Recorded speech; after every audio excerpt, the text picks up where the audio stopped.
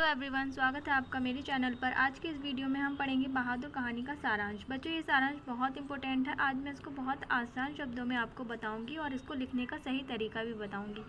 बच्चों, ये जो क्वेश्चन है वो एग्जाम में इस तरीके से आता है।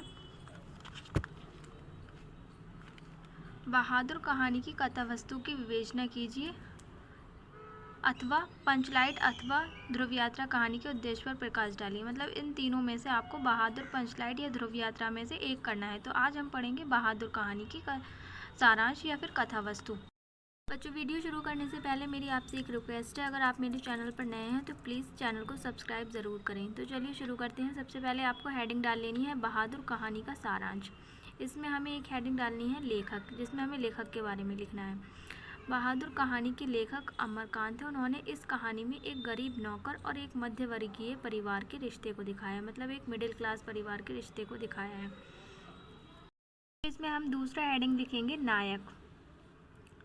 बच्चों, इसको लिखने का सही तरीका हेडिंग्स में ही है, इसलिए आप इसको हेडिंग में ही लिख कर आना, जिससे आपको पूरे नंबर मिलेंगे। कहानी का नायक बहादुर है, जो नेपाल का रहने वाला 12-13 साल का एक लड़का है, जो अपनी माँ की मार से तंग आकर घर से भाग जाता है और लेखक के घर नौकर बन जाता है। बहादुर एक बहुत ही नेक, हंसमुख और मेहनती लड़का है। मतलब एक 12-13 साल का जो बच्चा है वो अपनी माँ से मतलब तंग होकर भाग जाता है घर से, और वो लेखक के घर पे आके नौकर बन जाता है। मतलब उन्हीं के घर शहर जब जाता है तो वो लेखक के घर पे ही पहुंच जाता है, वहीं पे ये नौकर बन जाता है। अब बच्चों, तीसरा हेडिंग हम इसमें लिखेंगे घर का व्यवहार।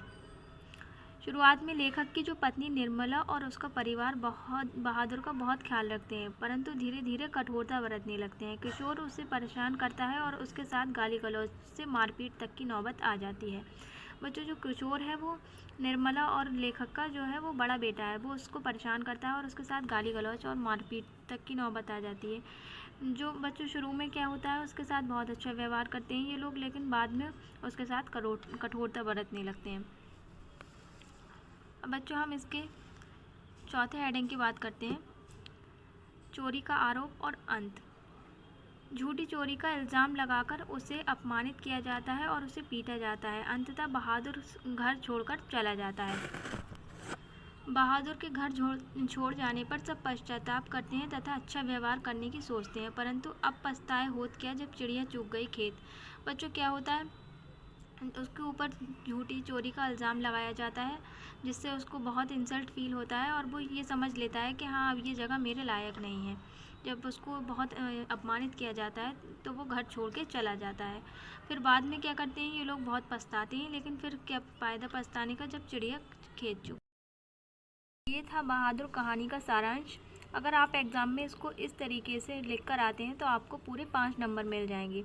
अगर वीडियो अच्छी लगी है तो लाइक करें, चैनल को सब्सक्राइब करें और अपने दोस्तों के साथ शेयर ज़रूर करें। मिलते हैं अगली वीडियो में, तब तक के लिए ऑल द बेस्ट।